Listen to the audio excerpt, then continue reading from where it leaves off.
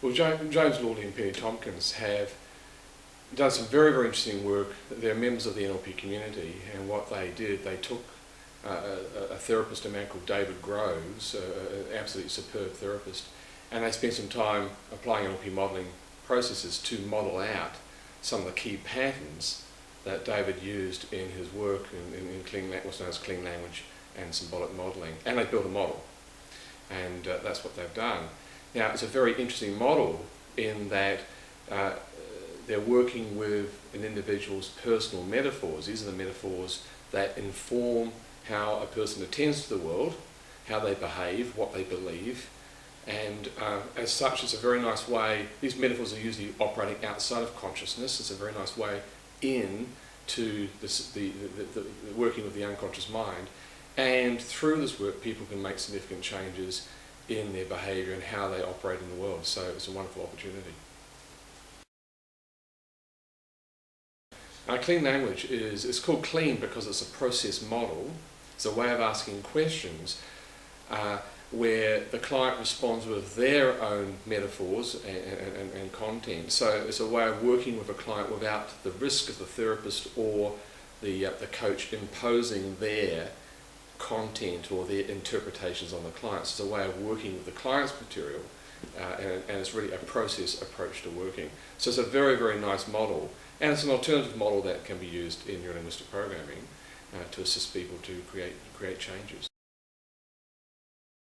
It can be used therapeutically. Of course it can be used therapeutically. It can also be used by coaches.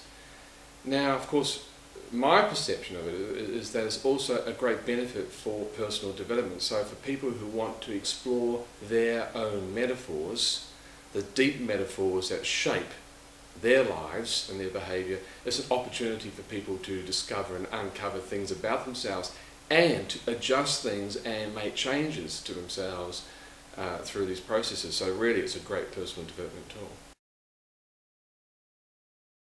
I think they're excellent trainers. They're certainly able to hold the audience's attention, and I thought they did an absolutely superb job. I went to one of their trainings last year. They did an introduction to the work. My only issue, and it was a personal issue, was I enjoyed their work so much, I wanted something far more advanced. And this is part of how we came up with the idea of this particular project. We have the opportunity to model James and Penny. Now, the way it's set up, because it's an NLP training seminar, an NLP modelling seminar, we spend the first day teaching people how to model and building modelling states. Then James and Penny will actually do about 16 hours of demonstrations, and we have the opportunity to do an unconscious uptake of their skills and start doing what they do. We have the opportunity to discover patterns that they use that they may not be conscious of using. So once we've reached criteria, people are able to get similar results to James and Penny, we can then start to unpack what the participants are doing as models of James and Penny.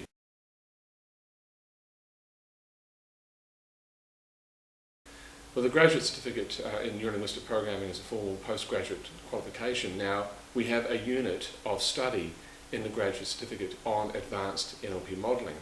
So people have the opportunity to learn how to model and acquire some of James and Penny's skills at the same time. They end up with a model based on their work which is going to be useful in their lives, and they fulfil the requirements for